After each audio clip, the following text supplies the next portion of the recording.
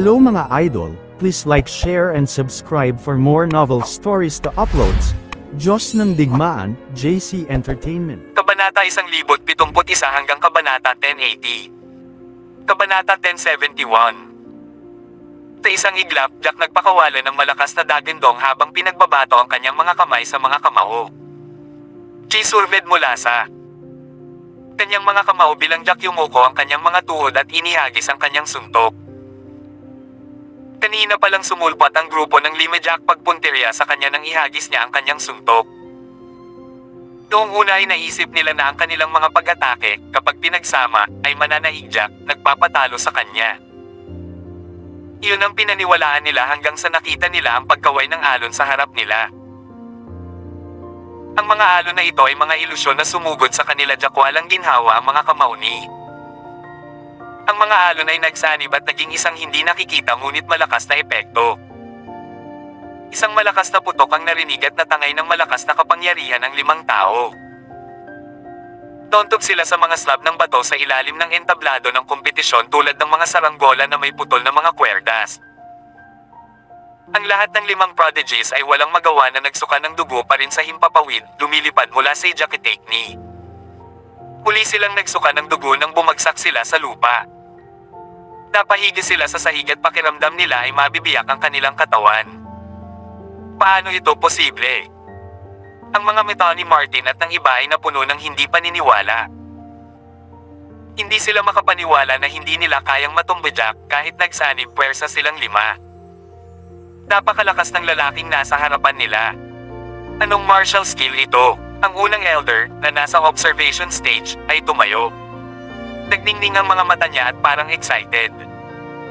Dahil ay hindi simpleng martial skill at tiyak na hindi isang first grade martial skill. Mukhang second grade martial skill. Tititos, na nasa tabi ng unang elder, ay sumigaw, higit sa lahat, iyon ay isang pambihirang kasanayan sa militar na may kakayahang umatake sa isang grupo ng mga tao ng sabay-sabay. Kung ito ay may napakagandang epekto kapag ito ay ginagamit ng isang demigod level na martial artist. Ang lakas ng pag-atake kapag ito ay ginagamit ng isang tunay na antas ng Diyos na martial artist ay higit na nakakatakot. Tama iyan. Kung ang isang tunay na Diyos level na martial artist ay gumagamit ng martial skill na ito, ang kasanayan ay maaaring umatake sa iabas. Nakakatakot kapag iniisip mo kung paano bumubulusok palabas ang isang malaking alon. Natuwa rin si Nash.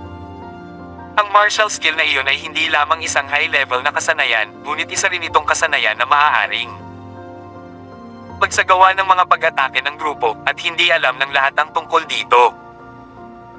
Walang nakakaalam niyan Jack nagkaroon ng napakahusay na martial skill. Imposible. Nawala ang ngiti ni Lily na palitan ng gulat. Hindi siya makapaniwala na ang mga masters tulad ni Hudson at Leah na may posibilidad na maging kampyon ay matatanggal din ng Jack. Kung ito ang kaso, walang duda tungkol sa posisyon ng kampyon dahil ang ilan sa mga taong naiwan sa yugto ng kompetisyon ay hindi kasing lakas ni Hudson at ng iba pa. Hindi mo talaga ako binaygo. Tuwang-tuwa si Nash na nasa tabi ni Lily sa kinalabasan. Ang anak ko ang anak ni Nash White. Tinaman ng tingin ni Lily si Nash, sa sobrang galit ay maririnig ang mga tunog ng pagbitak ng buto mula sa kanyang mahigpit na pagkakahawak sa mga kamao. Hindi niya inaasahan na ang illegitimate child na ito ay magkakaroon ng kahangahangang talento at kakayahan sa pakikipaglaban. Ito ay kahanga-hanga. Ang ibang mga amo ay dapat kumbansihin na ang gayong tao ay tagapagmana ng kanilang Panginoon ng pamilya. Marami sa mga Panginoon ng pamilya ng sangayang nag-isip tungkol dito bago magsalita sa mati. Hinding pagkabigla. Ang kompetisyon ay talagang lumampas sa kanilang mga inaasahan. Ang mga taong inaakala nilang may kakayahang lumaban ay naalis lahat. Sa halip, Young Master Jack, ang illegitimate child na lumaki sa outside world at ang kakakilala pa lang nila ay nangibabaw sa kompetisyon. Kabanata 1072. Ito ay kahanga-hanga. May pag-asa na makapasok tayo sa top 5. Hindi gaanong mga contenders ang naiwan sa entablado sa sandaling iyon. At ilang mga lalaki na nasa gitnang yugto ng demigod level ang natuwa sa mga inaasahang pagkakataon. Akala nila ay imposibleng makapasok sila sa top 5 placement, ngunit hindi nila inaasahan iyon Jack ay mag-aalis ng 5 hanggang 6 na master sa isang pagkakataon. Maging ang mga masters tulad ni Hudson, Martin, at Leah na nasa huling yugto ng demigod level ay inalis ng Jack. Ano, Beth, na nakatayo sa hindi kalayuan Jack ay natulala. Siya ang anak na babae ng unang elder at sinadyang humingi ng tulong ang kanyang ama bago ang competition Jack sa tuwing may pagkakataon. Hindi nila akalain na hihigit pa sa iba ang kanyang husay sa pakikipaglaban. Natigilan siya nang makita ang eksenang nasa harapan niya. Parehong kanya at Jack tumayo sa entablado, ngunit walang nang ahas na labanan sila dahil alam ng lahat na imposibleng talunin sila. May tipid ng ngiti sa labi si Beth. Mukhang magpapatuloy siya sa susunod na round at nasa top 5 nang walang ginagawa. Bukod dito, maaari pa nga siyang maging first runner-up ng kompetisyon dahil sa sitwasyong nasa kamay. Ano ito? Nagpapasalamat ako sa alok mo, Beth, pero hindi ko naman talaga kailangan ng tulong mo, nakangiting si Jack kay Beth nang makita siyang natulala sa mismong lugar. Napakalakas mo talaga. Anong grade ang martial skill na nagawa mo ngayon? Pakiramdam ko ito ay isang second grade martial skill. Kung hindi yun ang kaso, paano mo sila matatalo kung nasa kalagitnaan ka pa lang ng demigod level? Umiti ng mapait si Beth. Napaisip siya at nagpatuloy sa pagsasalita. Sa iyong pag-atake ngayon pa lang, nararamdaman ko na dapat ay nasa peak stage ka na ng demigod level. Ang lakas mo talaga, halos tugma ang galing mo kay Lance. Jack naging tupa sa gayon, nagulat siya kung paano nila sasabihin na ang kanyang husay ay umabot sa rurok ng demigod level. Gayunpaman, ito ay may katuturan kapag naisip niya ito. Kung tutusin, hindi siya nagsagawa ng mga pag-atake kung saan umalis ang kanyang chi sa kanyang katawan, at natural na hindi nila alam na siya ay nasa tunay na antas ng Diyos. Pinakamabuting manalo siya sa kompetisyon habang itinatago pa rin ang kanyang tunay na kapangyarihan. Big Wave Hits isang second grade intermediate martial skill. Ito ay madaling gamitin, sagot Jack sabay ngiti ng walang pakialam. Naningkit ang mga mata ni Beth nang marinig ito at nakangiting sabi. Second grade intermediate. Ang kahangahangang kasanayang iyon ay maaaring gamitin para sa mga pag-atake ng grupo. Sa tingin ko, hihilingin sa iyo ng master na ay ambag ito para matutunan din ng lahat ng miyembro ng pamilyang White ang kasanayang ito. Ikaw na ngayon ang tagapagmana ng Family Master, at ikaw ang magiging master sa hinaharap. Hindi ka tatanggi na tulungan ang pamilyang puti, di ba? Nataranta ang pananibik ni Beth Jack, halatang interesado rin siya sa kanyang martial skills. He gave a weak smile as he replied.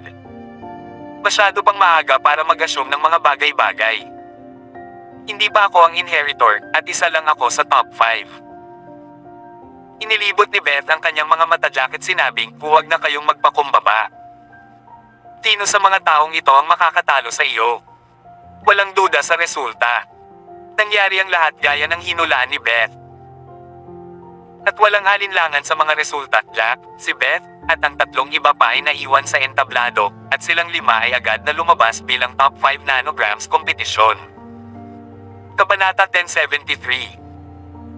Bawat tao na nanalo sa nangungunang 5 posisyon ay nakakuha ng first grade premium spirited grass bilang kanilang gantimpala na labis na ikinatuwa nila. Pamamahala ng customer, hanapin sa ads. Si Hudson, Martin, at ang iba pa ay nakaupo sa sahig sa ibaba ng entablado habang ginagamot nila ang kanilang mga sugat habang sila ay nakasuot ng maasim na ekspresyon. Sila ay orihinal na umaasa na mapabilang sa nangungunang 5 at makuha ang masiglang damo, ngunit hindi lanmang sila nabigo upang talunin Jack, ngunit nabigo silang makuha din ang masiglang damo. Sumulyap si Hudson kay Lily na nasa observation stage at naisip niya, kung alam kung ganoon katalino ang lalaking ito, hindi ko naiisipin kung ano ang mga reward na ibibigay ni Lily sa akin. Ngayon, wala na ako.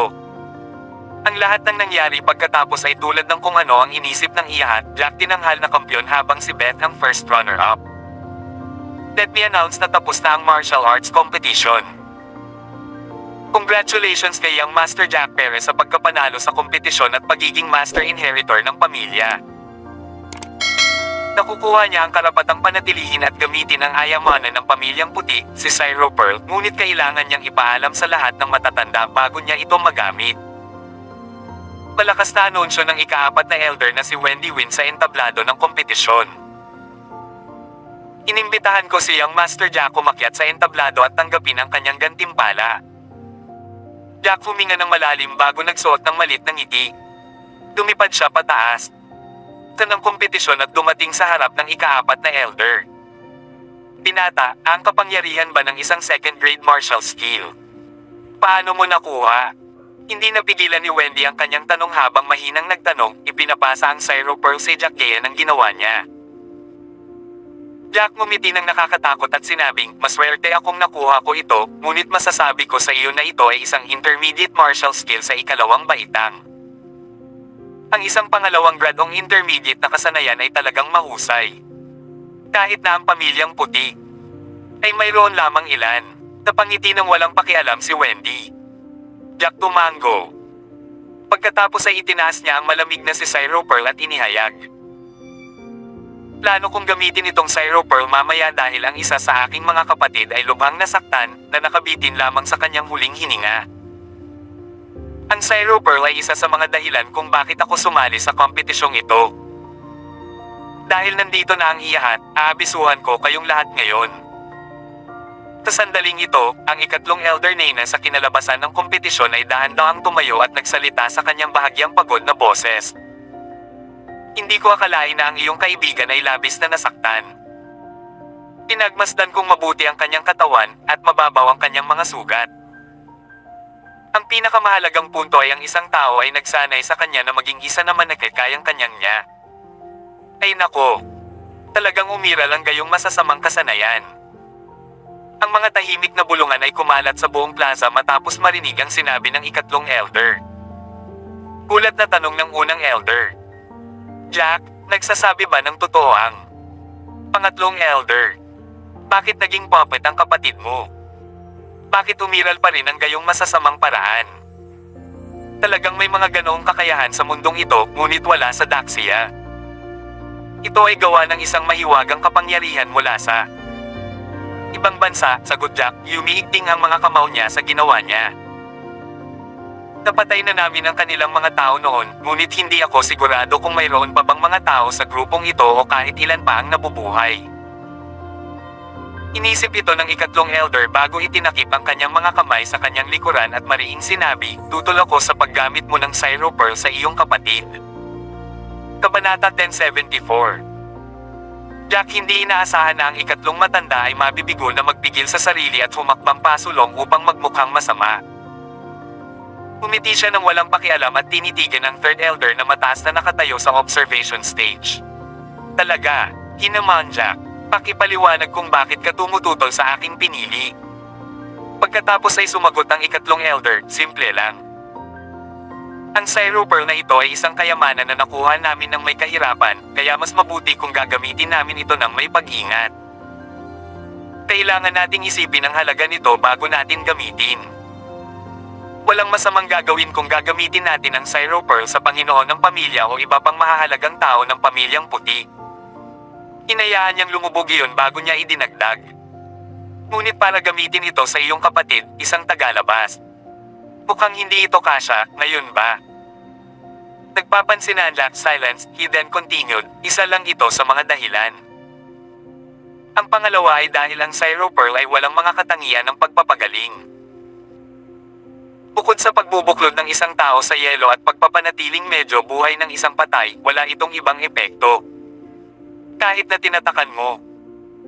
Itong kaibigan mo ngayon, mayroon ka bang mga paraan upang pretuhin siya sa ibang pagkakataon? Hindi siya makakatakas sa kapalaran ng kamatayan kung wala kang paraan upang gamutin siya pagkatapos mong alisin ang selyo sa kanya. Sabay tawa din ni Lily at tumayo. Tama iyan. Isinasantibi ang katotohanang ginagamit mo ito sa isang tagalabas, ang pinakamahalagang punto ay kung kaya mong buhayin ang isang papel. Haha. Masasabi kong imposible iyon. Mas mabuting tapusin mo na yan once and for all. Maraming tao ang nagsimulang mag-usap sa isa't isa pagkatapos nilang marinig ang sinabi ng third elder at Lily. na nagbabahagi ng kanilang opinyon na talagang sayang ang paggamit ng gayong kayamanan sa isang tagalabas kapag walang tiyak na paraan para mailigtas ang taong iyon. Bukod doon, mayroon lamang isang Syro Pearl, at ito ay mawawala pagkatapos na gamitin ito. Jack ngumiti at sinabing, una, nanalo ako sa kompetisyon, at ang Syro Pearl ang aking gantimpala. Hindi ba ako tama na sabihin na walang sino man ang may karapatang manghimasok sa kung paano ko ginagamit ang perlas na ito o kung kanino ko ito ginagamit? Pangalawa, maghahanap talaga ako ng paraan para gumaling ang kapatid ko pagkatapos ko siyang i-freeze. Kung paano ko siya tretuhin ay parang walang kinalaman sa iyo. Haha. May punto ka, Young Master Jack, sa katunayan, wala kaming karapatang makialam dahil ang item na ito ay pag-aari mo at batay sa mga patakaran, maaari mo itong gamitin kahit anong gusto mo. Nagbibigay lang ako ng mungkahi at maaari mong piling huwag pansinin ang mga mungkahi mula sa amin, mga matatanda. Tumawa ng malakas si Wade. Di siya handyak tugon ni Kabanata 1075. Tita nga si Nash, napansin niya ang gustong gawin ni Wade. Umiti siya at tumayo. Sa totoo lang, ang Syro Pearl ay isang kayamanan kapag sinabi namin na ito ay dahil maaari itong mag-freeze ng isang lugar na kasing laki ng isang silid.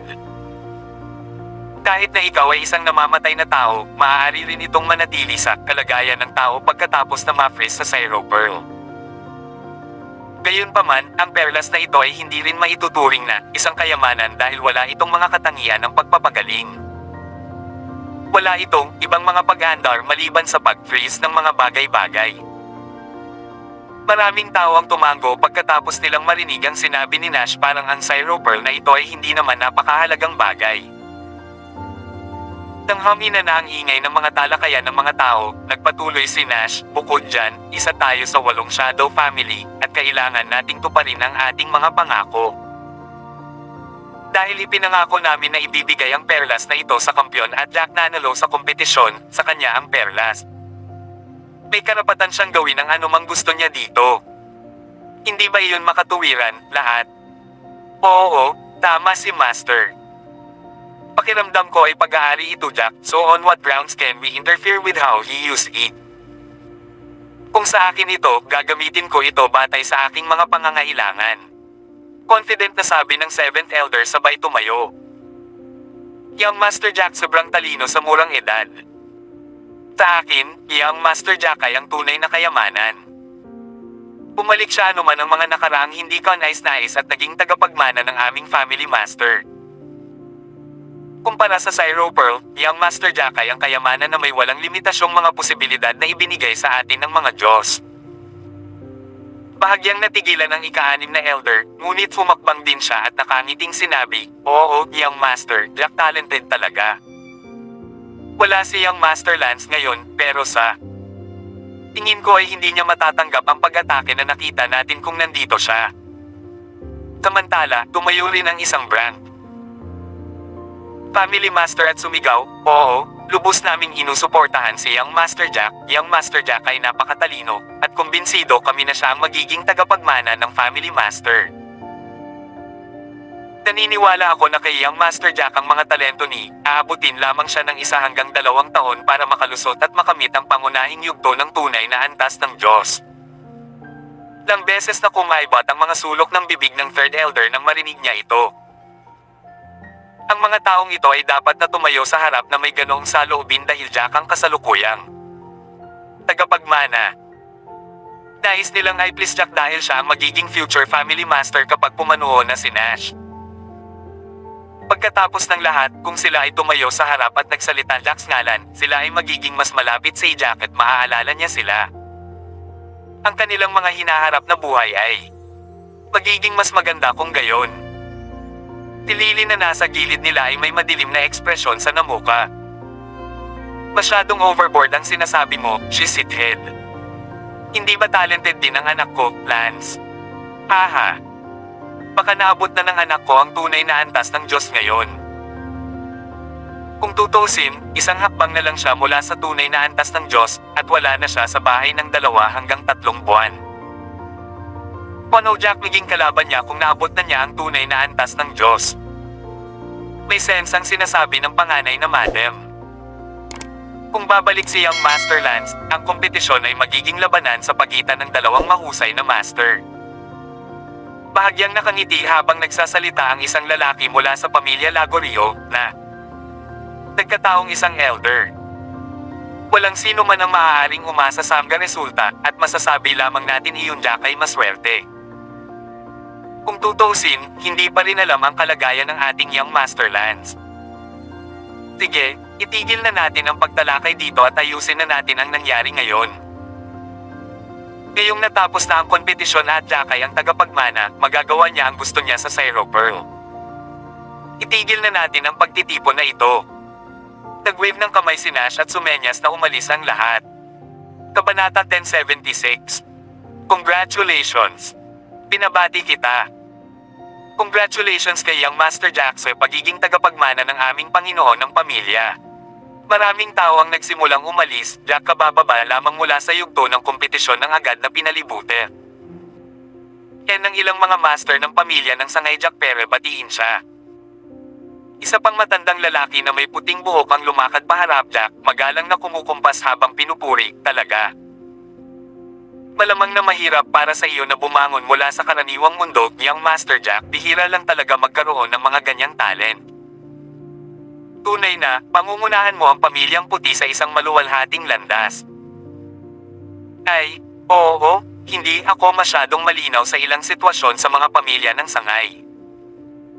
Kung sino man sa inyo ang libre, mangyaring manatili at umalis bukas. Magkakaroon kami ng pagtitipon sa aking lugar at pag-uusapan ang mga isyu sa pamilya ng sangay habang kami ay umiinom. Kung tutuusin, kakabalik ko lang sa White Family at maraming bagay ang hindi ko maintindihan.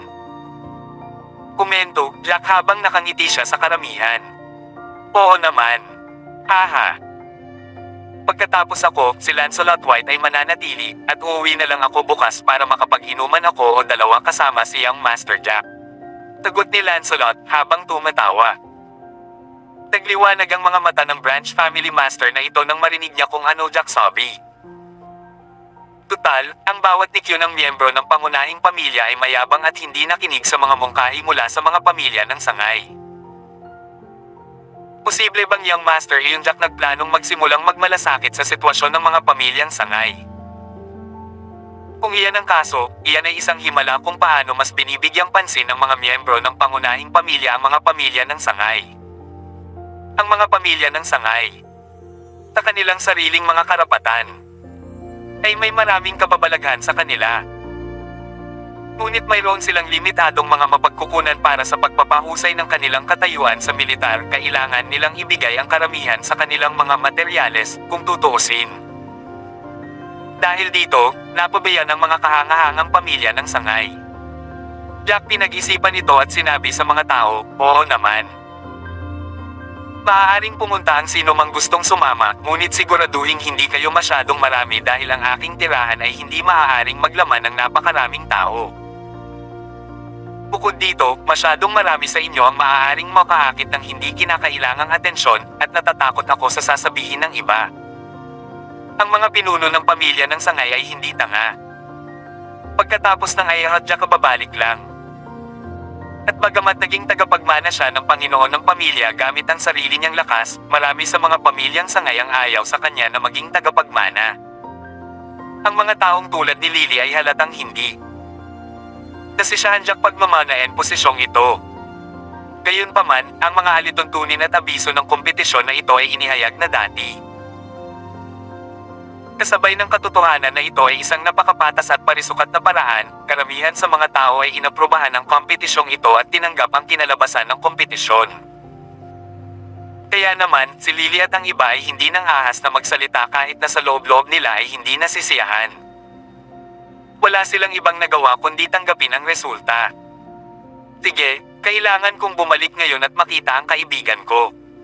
Magkita tayo ngayong gabi. Mas magiging madali kapag madilim na ang. Iyan git Jack ngumiti at hindi nagtagal ay pinaalis ang mga miyembro ng pamilya ng Branch. Jack ay hindi nais na manahin ang posisyon ng White Family Master, ngunit malinaw na ang mga lamason sa kanyang ama ay hindi nais na siya maging tagapagmanang ito, Jack kaya. Nagpa siya na kunin ang mantle at siya ay magiging mahusay sa mga ito. Kung ganoon, siguradong gusto siyang patayin ng kabilang partido. Kabanata 1077. Pagkaalis ng mga miyembro mula sa mga pamilya ng branch, naglakad si Elaine, Selena, at ang iba kay Jack.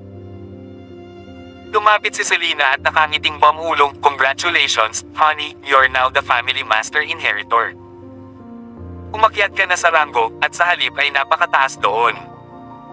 Walang karapat-dapat na bitin ako. Sa totoo lang, hindi ko ginustong maging tagapagmana." Jack ngumiti ng mapait.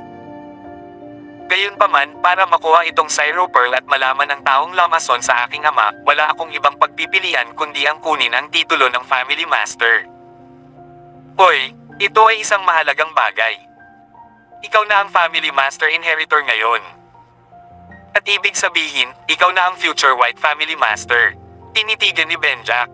Maraming tao ang nag-wish na may kasing gandang mangyari sa kanila, pero ikaw naman, nag-aatubili. Pag-isipan ito. Hindi kami magkukulang ng aking kapatid na babae para sa pagpapahusay ng mga martial status kapag namana mo na ang titulo. Huwag kang mag-alala. Hindi ka magkukulang ng mga materyales kahit na hindi ako ang family master inheritor, paniniguro, Jack. Kung tutuusin, hindi naman kailangan ng martial artists ng napakaraming resources para sa pagpapahusay ng martial status. Makakakuha ako ng ilang chi congregation pills dahil miyembro ako ng White Main family. Hindi yun gagana, ang sabi ni Elaine pagkatapos. Isipin mo. Naglakas loob silang magpadala ng mga tao para patayin ka kapag nasa labas ka. Hindi sila magkakaroon ng lakas ng loob na saktan ka kung ikaw ang punong tagapagmana ng pamilya, kahit na gusto ka nilang patayin. Ligtas ka sa White Main family. Gayunpaman, kung hindi ikaw ang tagapagmana ng Panginoon ng pamilya, maaaring hindi ka bigyan ng mukha ng ilang tao. Puminto muna dito si Elaine bago nagpatuloy sa pagsasalita na may mapait na ngiti sa labi, gayunpaman, gusto ka nilang paalisin bago ka bumalik. Naiinis na siguro sila ngayong nandito ka, gusto ka lang paalisin. Oo, Jack, mas mainam kung hindi mo basta-basta iiwan ang White Main family. Kahit papaano ay mapoprotektahan ka ng unang elder at pangalawang elder kapag nasa pangunahing pamilya ka pa. Magkakaproblema tayo kung mag-isa ka lang lumabas. Paalala rin nila na nasa tabi nila, Jack. Sige, naiintindihan ko, ngunit hindi ko nararamdaman na ang mga normal na tao ay maaaring pumatay sa akin sa aking martial level. Jack nagbigay ng malit na ngiti habang hinihigpitan ang mga convow. Ang pakikipaglaban sa mga taong ito ngayon ay nagpaunawa sa akin ng aking lakas sa pakikipaglaban.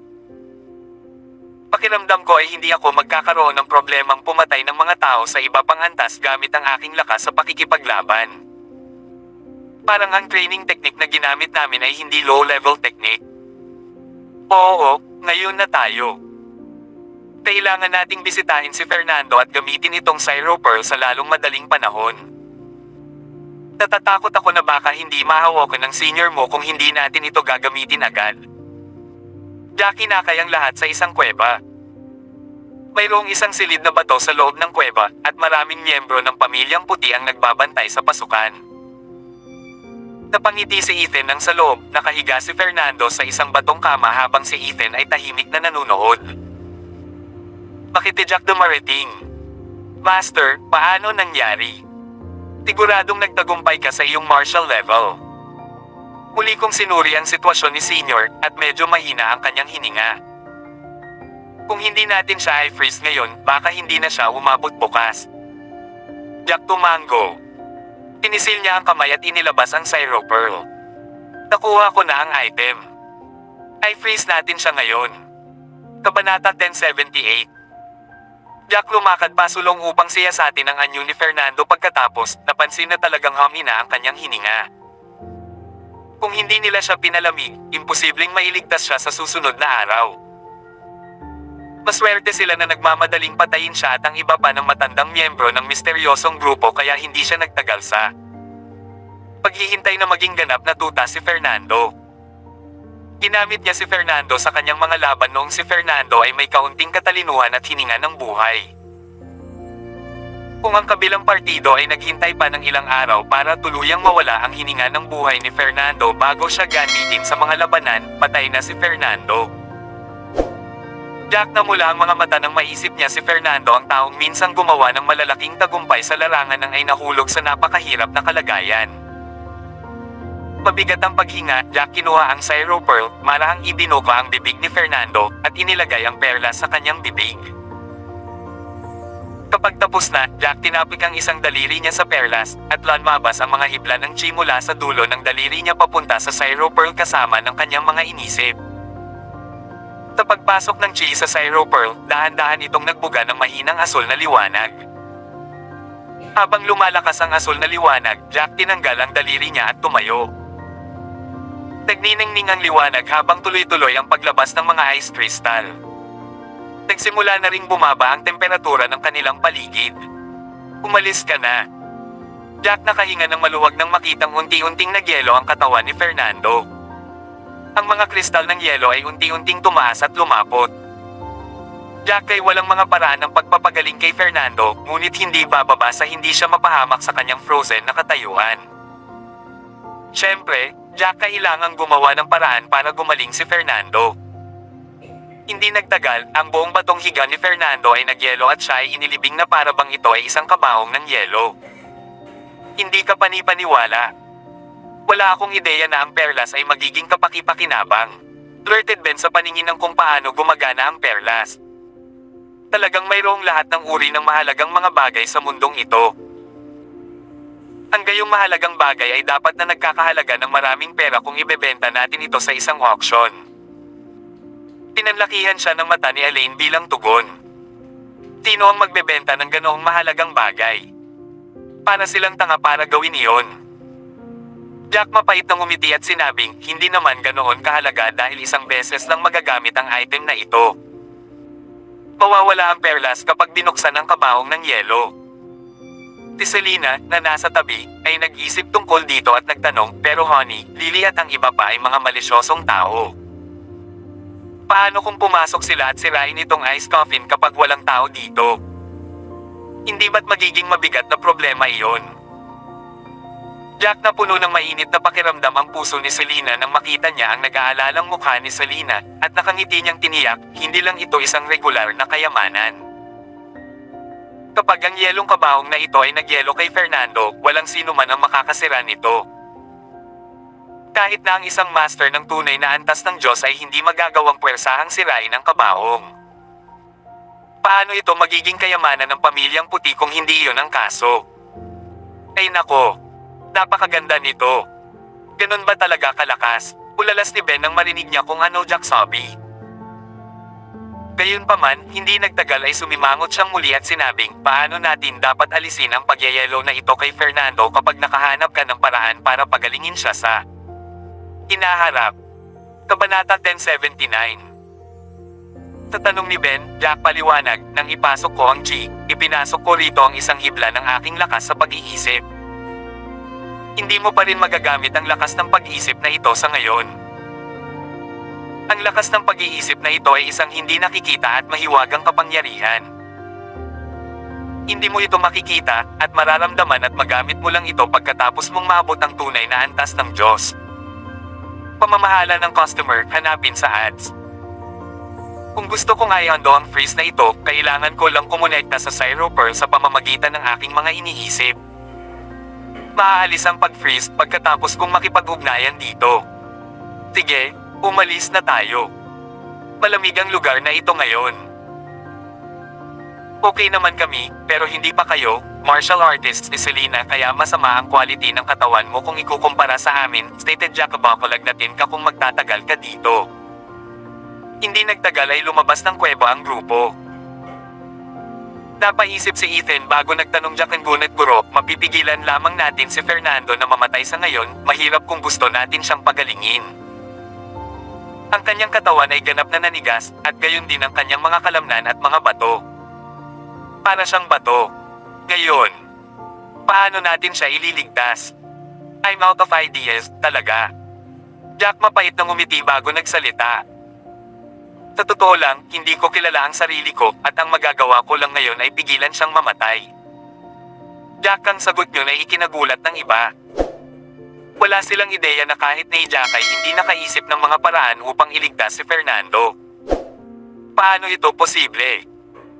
Nangangahulugan ba iyon na kailangan natin siyang panatilihing nagyelo magpakailanman? Iyon ay walang pinagkaiba sa pagkamatay. Hindi napigilan ni Ben na ngumiti ng mapait habang sumusunod Jack sa daan pabalik.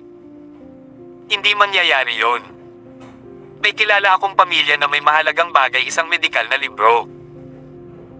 Narinig kong napakalakas ng aklat na ito at may posibilidad na makahanap tayo ng mga paraan mula sa aklat. Jack tumahimik saglit habang may inisip, isang masikip na ngiti ang sumilay sa kanyang mukha pagkatapos. Nakakalungkot, nagkakaproblema kami dahil ang pamilyang White ay may masamang relasyon sa pamilyang ito at maaari kaming ituring na mga kaaway. Ang pinakamahalagang punto ay isa sila sa 8 pamilya ng Anino at napakalakas nila. Baka hindi nila ipakita sa amin ang medical book. Pakiramdam ni Ben ay nahihirapan siya pagkatapos niyang marinig ito. Say, mamaya na natin pag-usapan. At least, buhay pa si Fernando. At susubukan ko ang lahat basta may pag-asa. Jack bumuntong hininga muli at sinabing, ang kailangan nating gawin ngayon ay hugasan ang inyong mga katawan at gawin kayong mga martial artist bago kayo akayin sa landas ng pagsasanay. Bukod doon, may lason din ang tatay ko. Alam ko na kung anong gamot ang kailangan ko para mapagaling ang tatay ko base sa kondisyon ng katawan niya, pero mahirap hanapin ang mga halamang iyon.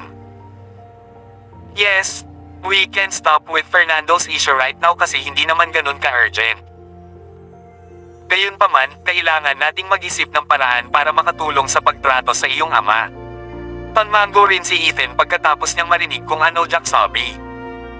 Mayroon akong ilang mga halamang gamot na kasama ko, ngunit kulang pa rin ako sa ilang iba pa. Siyempre, gagawin ko ang lahat para makaisip ng paraan para maresolba ang sakit ng tatay ko, Jack ngumiti. Hindi nagtagal ay dumating na ang grupo sa kanilang tirahan. Kabanata 1080. Samantala, si Lily ay namumula sa kanyang silid, pakiramdam na parang may nakaharang sa kanyang puso. Galit ako. Ang bastos na batang ito ay talagang may napakataas na husay sa pakikipaglaban, at alam pa niya ang isang second grade intermediate martial skill. Nako, kumukulo ang dugo ko. Naisipan ni Lily na hilingin kay Hudson at sa iba pa na pumatay Jack sa panahon ng martial arts competition, masasabi nilang nadulas ang kanilang mga kamay o nabigo silang kontrolin ang kanilang kapanji. Arihan. Kahit na nabigo silang pumatay Jack, maaari sana nilang pigilan siya na maging kampyon at makuha ang tagapagmana ng amo ng pamilya. Nataranta ang lahat na nagawang sugpuin ng binatang iyon ang lahat sa kompetisyong iyon at nakuha ang posisyon na kinilala ng amo ng pamilya. Nakuha pa niya ang White family treasure, si Cyro Pearl. Tino ang nakakaalam kung saan nakuha ng hamak na iyon ang gayong kasanayan sa militar. Ang pangatlong elder ay umupo sa tabi ng mesa sa silid at uminom ng isang subo ng puting alak. He then growled, "I'll estimate na ang martial level ng binatang ito ay nasa peak stage na ng demigod level." Kasama ang second grade intermediate martial skill, naging madali para sa kanya na maging kampyon ng kompetisyon. Parang napakalakas din ang anyang diskarte, at hindi nakakagulat na nanalo siya sa kanyang martial skill. Galit na sabi ni Lily, nagdilim ang ekspresyon ng mukha niya. Ang higit na ikinagalit ko ay kung paano kumilos ang ilang matatanda. Jack, hindi pa siya magiging opisyal na Panginoon ng pamilya, ngunit nilagyan nila siya ng mantikilya at ng bobola dahil siya ang tagapagmana ng Panginoon ng pamilya. Well, ano ang magagawa natin? Sabi ni Wade sa Bismarck. Alam naman ng lahat yun, although Jack as the family master inheritor, hindi na magtatagal si Nash. Sa katunayan, isang himala kung mabubuhay pa siya ng 2 buwan. Kaya naman, natural na inisip nila iyon Jack malapit ng maging Panginoon ng pamilya. Ito ang dahilan kung bakit gusto nilang purihin siya bago mangyari iyon. Kailangan nating pumatay Jack kahit na ang taong iyon ay tiyak na hindi iiwan ang White family. Wala tayong magagawa basta't manatili siya sa pamilyang White. Kumunat ang noo ni Lily dahil wala siyang maisip na paraan. Ngayon, haha, Jack talented talaga, pero medyo mura pa rin ang martial level niya.